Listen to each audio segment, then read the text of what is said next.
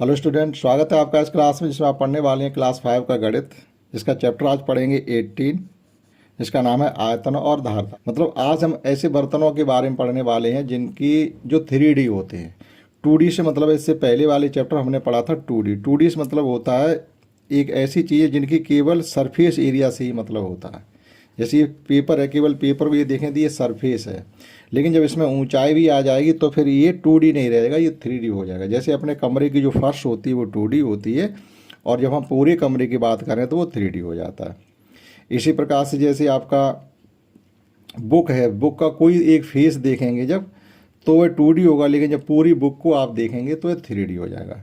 तो ऐसी बहुत सी चीज़ें आपके आसपास हैं जो 3D शेप में पाई जाती हैं। जैसे बाल्टी है, बोतल है, डस्टर है, ज्योमेट्री बॉक्स है, टेबल का तख्ता है, ये सब चीज़ें हमारी 3D में होती हैं, और उन्हीं का आयतन और धारता हम निकालते हैं। तो समझते हैं, इसमें कुछ क्वेश्चन यहाँ पर दिए गए। ये जैसे यहाँ लिखा हुआ है एक बर्तन में 15 लीटर पानी आता है, इसलिए इस बर्तन की जो धारता होगी वो 15 लीटर ही हो जाएगी। यानी इस बर्तन में पानी कितना आ रहा, 15 लीटर, तो इसकी धारता 15 लीटर ही हो गई। अब यहाँ लिखा हुआ इस बाल्टी में कितना दूध आता है, तो यहाँ पर लिखा हुआ है 10 लीटर, तो इसकी धारता कितनी हो गई, 10 लीटर। तो इस बाल्टी में कितना दूध आता है, 10 लीटर, तो इस बाल्टी की जो धारता है वो भी हो गई 10 लीटर। इसी प्रकार से यहाँ लिखा है टंकी में कितना पानी आता है, 50 लीटर। 50 लीटर पानी आता है इस टंकी में, यहाँ टंकी के ऊपर लिखा हुआ है। तो जो टंकी की धारता है वो 50 लीटर ही इसकी धारता हो गई। इस प्रकार से आप समझ सकते हैं, मतलब किसी बर्तन के अंदर कितना पानी या दूध या तेल आता है वही उसकी धारता होती है। अब यहाँ लिखा हुआ है 5 लीटर की बाल्टी से यह टंकी 10 बार में भरती है। एक टंकी है, इसमें अगर हम बाल्टी से भरना चाहें तो बाल्टी की धारता अलग है 5 लीटर। 5 लीटर की बाल्टी आप लेकर आइए, 10 इसमें पलट दीजिएगा तो ये टंकी भर जाएगी। तो टंकी में कितना पानी आएगा, तो आप एक बार में 5 लीटर ला रहे, लेकिन आप 10 बार लाए तो कितने लीटर पानी ले आए। तो आप क्या करेंगे, 5 और 10 का कर देंगे गुणा, ये हो जाएगा जाकर के 50 बाल्टी। आप 50 बाल्टी पानी लेके आए। नहीं, टंकी में पानी तो आएगा 10 लीटर, यहाँ पर बाल्टी लिखा हुआ था, आप ये काट दीजिएगा। ठीक, हम बाल्टी लेके आए 10, लेकिन टंकी की धारता कितनी हो जाएगी, 10 बाल्टी लेके आए, लेकिन हर बार 5 लीटर पानी आया, तब यहाँ पर आप गुणा कर देंगे तो ये हो जाएगा 50 लीटर। तो टंकी की धारता हो गई 50 लीटर। ठीक है, बाल्टियों की संख्या 10 है, लेकिन टोटल पानी जो हम लेके आए हैं वो 50 लीटर लेके आए। अब यहाँ पर जैसे लिखा हुआ है कि 2 लीटर धारता वाले जग से एक बाल्टी 10 बार में भर जाती है। ये जो जग है इसमें 2 लीटर पानी आता, अब जग भर भर के हम बाल्टी में पलट रहे हैं, तो ऐसे करके हमें 10 बार में ये बाल्टी भर जाती है। तो टोटल कितने लीटर पानी हमने भरा इसमें, एक बार में जब 2 लीटर भरेंगे तो 10 बार में दूना कर दीजिएगा, 20 लीटर पानी भरेंगे। तो देखिएगा यहाँ पर पूरा करके दिखाएगा, तो जग की धारता कितनी होगी, 2 लीटर। अब बाल्टी में कितने जग पानी आया, 10, तो बाल्टी की धारता कितनी हो जाएगी, 10 गुणा 2 यानी 20 लीटर। अतः बाल्टी की धारता जो हुई वो हो गई 20 लीटर। ठीक, इसी प्रकार से यहाँ पर देखिएगा एक सवाल है ये कि 500 मिली, एक गिलास की जो धारता है वो 500 मिली। 500 मिली का मतलब होता है आधा लीटर, जिसको हम आधा लीटर कहते हैं, वो 500 मिली ही होता है। ठीक, तो आधे लीटर के गिलास से आपको इसको भरना है। ये आपका एक दूसरा बर्तन है, मटकी मान लीजिएगा, कोई प्लास्टिक हो या मेटल की हो, तो इसको यहाँ भरना है। तो यहाँ पर सवाल नीचे लिखा हुआ है इसका कि 500 मिली धारता वाले गिलास से 2 लीटर धारता वाले जग, इसको जग बता रहे, जग को कितनी बार में भरा जा सकता है। अब इसकी धारता कितनी है, 2 लीटर। अब आप इस सवाल को समझें। ठीक है, गिलास की धारता है 500 मिली,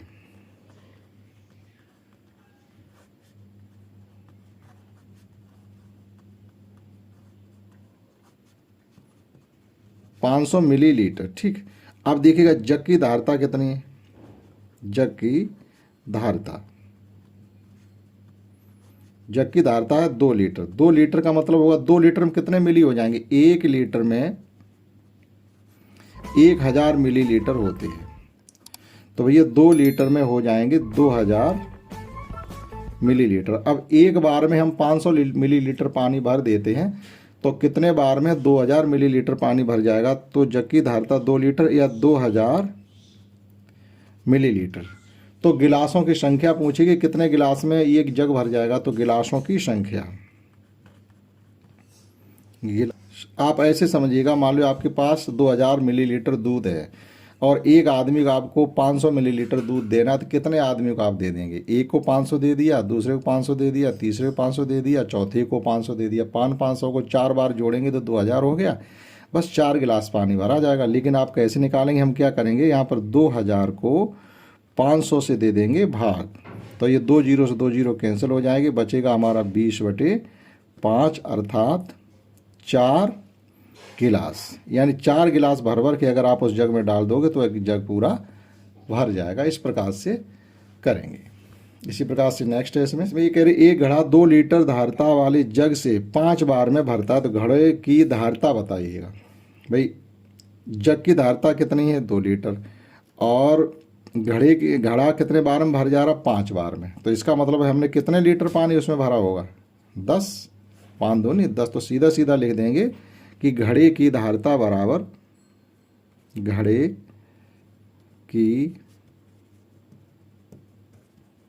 धारता आप डायरेक्ट लिख दीजिएगा 2 गुणा 5 बराबर 10 लीटर। भाई एक बार में 2 लीटर पानी भर रहे, हमने 5 जग भर भर उसमें पलट दिए, भर गया हुआ, तो सीधी सी बात है हमने 10 लीटर पानी भर दिया। बहुत ही सिंपल तरीके से आपको समझाने की कोशिश की जा रही है, फिर भी आप ना समझ पाओ तो फिर मिस्टेक किसकी?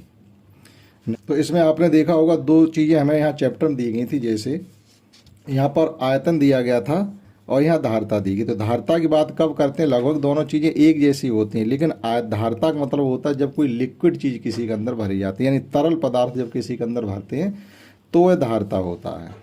ठीक है, तरल पदार्थ किसी के अंदर भरते तो वह धारता मानी जाती है।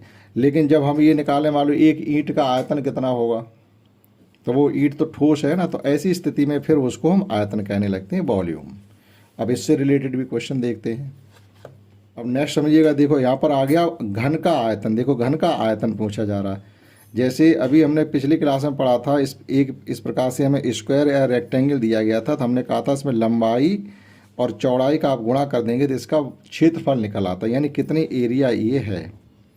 लेकिन अब देखिएगा ये 3D शेप आपको दिखाई दे रही है। अगर आप ध्यान से किसी भी कोने को आप देखें, मान लीजिए इस कोने पर आ जाइए आप, इस कोने पर, तो ये जो इसकी एक है ये विड्थ मानी जाएगी, ये लेंथ मानी जाएगी, यानी चौड़ाई लंबाई, और इसी कोने से एक लाइन जो ऊपरी तरफ ये आ रही है ये मानी जाती है इसकी ऊंचाई।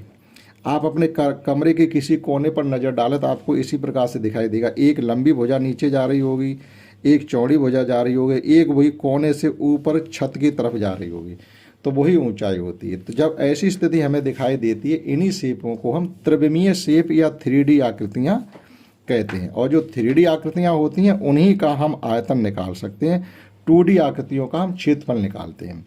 और जो 3D आकृतियाँ बनती हैं वो 2D से ही मिलती हैं। पहले 2D बनेगा, उसी में आप हाइट और बढ़ा दीजिएगा तो 3D हो जाएगी। अगर इसी के हाइट हम हटा दें तो ये आपको एक रेक्टेंगल या स्क्वायर दिखाई देने लगेगा। तो होता क्या, लंबाई गुणा चौड़ाई और इसी में ऊंचाई का गुणा और कर दें तो ये आयतन हो जाता है। तो घन का आयतन क्या होता है? घन का मतलब होता है एक ऐसी ठोस आकृति जिसकी तीनों भुजाएं, यानी लंबी भुजा, चौड़ी भुजा और ऊंची भुजा, सबकी लंबाई बराबर हो तो वह घन कहलाता है। और लंबी चौड़ी और ऊंची तीनों भुजाओं की जब माप अलग अलग हो जाती है तो वो हो जाता है घनाभ। अब घन की आकृतियाँ आपने कहाँ देखी होंगी? जैसे आप पासा खेलते हैं, जो डैश होती है वो घन के आकार की होती है। लेकिन आपके क्लास का डस्टर है, ज्योमेट्री बॉक्स है, आपके घर का बॉक्स है, किताब है, ये सभी जो शेप होती हैं वो घनाभ के आकार की होती है। उसमें क्या होता है, लंबाई चौड़ाई और ऊंचाई सभी की मापें अलग अलग हो जाती हैं। जब सभी मापें एक समान आए तभी घन होता है, बस इतनी सी बात है। तो लंबाई चौड़ाई ऊंचाई, लेकिन घन का क्या हो गया, भुजा गुणा भुजा गुणा भुजा, तीनों भुजाओं की माप एक जैसी है इसलिए ऐसे लिखा है। और अलग अलग होता लिखते लंबाई गुणा चौड़ाई गुणा ऊंचाई। तो इस घन का आयतन निकालने के लिए हमने लंबाई चौड़ाई ऊंचाई का गुणा कर दिया, 8 घन सेंटीमीटर निकल आया। अब जैसे देखो यहाँ हमने घन लिखा, घन का मतलब होता 3, इसे हम ये भी लिख सकते थे सेंटीमीटर पे पावर 3। जब हम क्षेत्रफल निकालते हैं तो 2 लिखते हैं, लेकिन जब आयतन निकालते हैं तो यहाँ 3 लिखते हैं, और 3 कोई घन पढ़ा जाता है। या क्यूबिक सेंटीमीटर, क्यूब सेंटीमीटर या क्यूब, इस प्रकार से क्यूब सेंटीमीटर या सेंटीमीटर पावर 3 लगा दीजिएगा, एक ही बात है। समझते हैं नेक्स्ट क्वेश्चन। अब देखिएगा यहाँ भी एक घन दिया गया है, जिसकी तीनों भुजाओं की माप एक जैसी है। जितनी लंबी भुजा है उतनी चौड़ी भुजा है, उतनी ही ऊंची भुजा है। तो इसका क्षेत्रफल क्या हो जाएगा, 3 सेंटीमीटर। आपको यहाँ आयतन, यहाँ भी 3 सेंटीमीटर, यहाँ भी 3 सेंटीमीटर, 3 गुणा 3 गुणा 3 घन सेंटीमीटर। इनका गुणा करेंगे तो आपस में ये हो जाएगा 27 घन सेंटीमीटर। सवाल दिया गया, यहाँ पर हमें इन भुजाओं की लंबाई पहले मापनी है। ठीक, तो 3 भुजाएं नाप लीजिएगा कोई भी। जैसे ऊपर इसी कोने की नाप लीजिएगा, यहाँ से ये आ रही है 2.5 सेंटीमीटर, 2.5। एक ये चौड़ी भुजा नाप लीजिएगा, ये भी आ रही है 2.5। और ये ऊंची भुजा जब हम नापेंगे तो ये भी आ रही है 2.5 सेंटीमीटर। तो इसका आयतन निकालने के लिए हम क्या करेंगे, तो हम लिखेंगे घन का आयतन बराबर, आयतन होता भुजा गुणा भुजा और फिर एक बार भुजा, 3 बार आपस में गुणा करना है। तो हमारी भुजाएं थी 2.5, 2.5 और 2.5। इनका गुणा करेंगे तो ये हो जाएगा 625 और फिर 2.5, यानी पहले इन दो का गुणा कर लिया, ये आ गया। अब इनका गुणा करेंगे जाके तो ये आएगा 3125। करके देख लिए, 25 पंचे 125 की 5 हासिल लगी 12, 25 दूनी 50 और 12 62 की 2 हासिल लगी 6 और 25 छिक्का 150 और 6 31, 3125 आ गया। अब दशमलव के बाद 3 अंक हैं, 2 यहाँ पर है 1 यहाँ पर, तो 1 2 3, यानी 3.12 सेंटीमीटर क्यूब या घन सेंटीमीटर इसका आयतन आ गया। तो यहाँ आयतन निकाला जा रहा। बर्तनों की धारिता निकालते हैं, ठीक है। अब अगर ये बर्तन हो जाएगा तो इसकी हम धारिता लिखने लगेंगे, लगभग दोनों चीज़ें सेम ही होती हैं। नेक्स्ट समझते हैं। वहाँ पर हमने अभी घन समझा था, अब देखो घनाभ आ गया।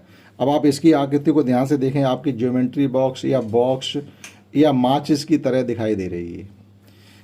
कहने मतलब है, इस कोने पर अगर जाए तो ये इसकी लंबी भुजा कही जाएगी और ये चौड़ी भुजा कही जाएगी और ये ऊंची भुजा कही जाएगी, लेकिन इनकी माप सबकी अलग अलग है। देखिएगा, लंबाई 4 सेंटीमीटर है, चौड़ाई 3 सेंटीमीटर है और ऊंचाई 2 सेंटीमीटर है। जब ये तीनों भुजाओं की लंबाई अलग अलग हो तो आकृति घनाभ होती है, और जब इन तीनों लंबाइयाँ एक समान हो तो वह आकृति घन कहलाती है। इंग्लिश में इसे क्यूबॉइड कहते हैं और घन को क्यूब कहते हैं। तो इसका भी आयतन होता है। वहाँ हमने भुजा गुणा भुजा लिखा, यहाँ आप लिखिएगा लंबाई गुणा चौड़ाई गुणा ऊंचाई। जो आयत का क्षेत्रफल था उसमें हमने ऊंचाई का गुणा और कर दिया। आयत के क्षेत्रफल में कल हमने पढ़ा था लंबाई गुणा चौड़ाई, और इसी में जब ऊंचाई और बढ़ा देंगे तो ही आयतन, इसका घनाभ का आयतन हो जाएगा। तो इन 4 गुणा 3 गुणा 2 जब किया तो ये आ गया 24 घन सेंटीमीटर।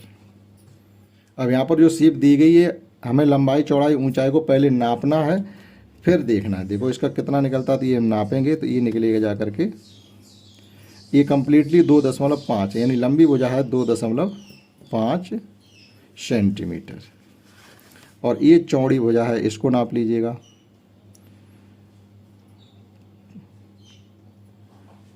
तो चौड़ी भुजा आ रही है 1.3 सेंटीमीटर, 1.3 सेंटीमीटर, और इसकी ऊंचाई जो है वो यहाँ से नाप लीजिएगा।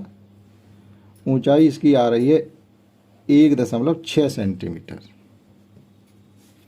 अब आकृति का नाम आपको लिखना, देखो तीनों लंबाइयाँ अलग अलग हैं, तो आकृति का नाम हो गया घनाभ,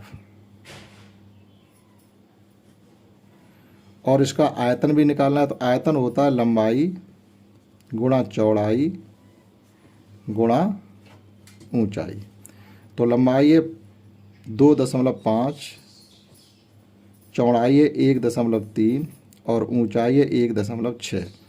तो पहले 25 और 13 का गुणा करेंगे, तो 25 या 75 की 5 हासिल लगी 7 और 25 और 7 32, 2 के बाद दशमलव गुणा 1.6।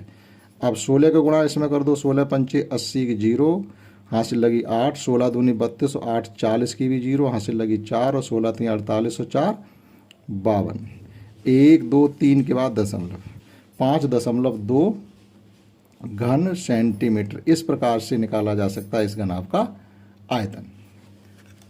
और यहाँ पर पॉइंट दिए गए, इन पॉइंट को पहले हम मिलाएंगे, तब जाकर के आपका घनाभ या घन जो भी होगा वो बनेगा। फिर उनकी भुजाओं की लंबाई नापेंगे और बाद में हम उसका निकालेंगे आयतन। तो पहले इन बिंदुओं को सबको मिला करके हम इसकी आकृति को क्लियर करते। तो ये बिंदुओं जो हमने मिलाया तो इस प्रकार की आकृति प्राप्त हुई है। एक ये डायगोनल मिल गया इसका, इसकी कोई ज़रूरत हमें नहीं पड़ेगी। अब इनकी भुजाओं की लंबाई जब हम निकालते हैं तो 3 भुजाओं की लंबाई नाप लें, केवल लंबाई, चौड़ाई और ऊंचाई को। देखिएगा किस प्रकार से नापेंगे। ये लंबी भुजा है तो इसकी माप है 3 सेंटीमीटर, और ये चौड़ी भुजा है तो इसकी लंबाई है,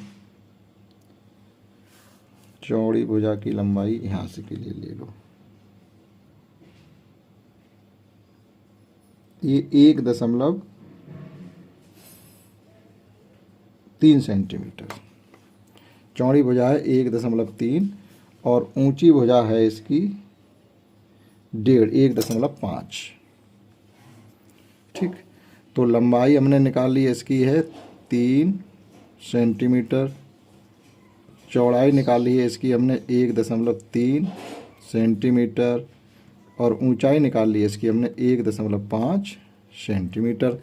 अब आयतन जब इसका हम निकालेंगे तो आयतन लिखेंगे आप लंबाई गुणा चौड़ाई गुणा ऊंचाई, 3 गुणा 1.3 गुणा 1.5, 3 का गुणा 13 के साथ करेंगे तो 13 3 39, यानी 3.9 गुणा 1.5, 15 निम्मा 135 की 5, यहाँ से लगेगी 13, और 15 3 45, और 13 का जब हम एडिशन करेंगे तो आ जाएगा 58। आफ्टर 3 डिजिट पॉइंट लगा देंगे हम, नहीं आफ्टर 2 डिजिट, एक यहाँ पर एक यहाँ पर, तो 5.85 घन सेंटीमीटर इसका हो जाएगा आयतन। एक बार चेक कर लीजिए सही है या नहीं है।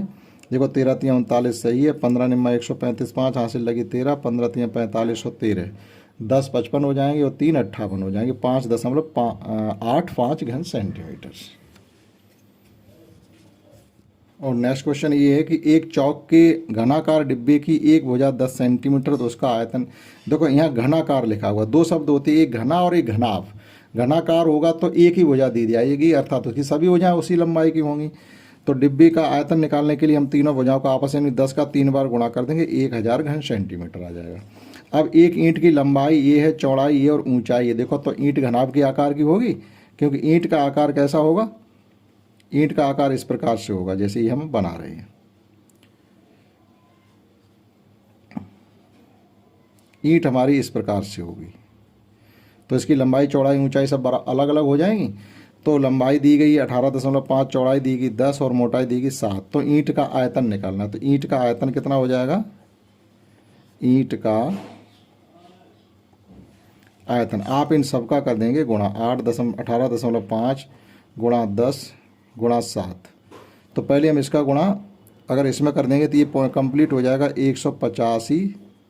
इस 10 की वजह से ये पॉइंट खत्म हो गया, 185 के लिए। और 7 का गुणा कर दो, 7 पंचे 35, 5 हासिल लगी 3, 7 8 56 और 3 59 की 9 हासिल लगी 5, 7 के 7 5 12 घन, ये यूनिट जरूर लिखेंगे, घन सेंटीमीटर। ये एक ईंट का आयतन निकल आया। इसी प्रकार से अंतिम 2 सवाल हमको दिए। एक पानी की टंकी 10 लीटर धारता वाली बाल्टी से 15 बार में भर जाती है, तो पानी की टंकी का आयतन बताना, यानी हमें 10-10 लीटर की कितनी बाल्टी उस टंकी में डालनी, 15 डालनी, टंकी भर जाएगी। तो सीधा सीधा 15 और 10 का गुणा कर देंगे तो टंकी की धारता निकल आएगी। तो हम लिखेंगे टंकी की धारता। टंकी की धारता हो जाएगी 10 गुणा 15 बराबर 150, या केवल लीटर लिखेंगे बस। लेकिन उस घन का आयतन कितना होगा जिसकी एक भुजा 6 सेंटीमीटर है। तो देखो यहाँ घन लिखा हुआ है, तो भुजा गुणा भुजा गुणा भुजा गुणा भुजा, तो हम लिखेंगे घन का आयतन, यानी घन और घनाभ का आयतन निकालते, शेष जो बर्तन होते हमारे उनकी धारता निकालते। घन का आयतन होगा 6 गुणा 6 गुणा 6, यानी इनका जब आपस में गुणा करोगे तो ये हो जाएगा 36, फिर 36 में जब 6 का गुणा करोगे तो ये हो जाएगा 216 घन सेंटीमीटर। तो इस प्रकार से इस एक्सरसाइज को हमने कम्प्लीटली आपको समझाने की कोशिश की है कि धारता कब निकालेंगे, आयतन कब निकालें। यानी जो बर्तन है हमारे या कोई लिक्विड चीज़ हम जिसमें भरते हैं, जैसे तेल पानी दूध, जब ये भरते हैं तो हम धारता निकालते हैं, शेष हम आयतन निकालते हैं शेष स्थितियों में।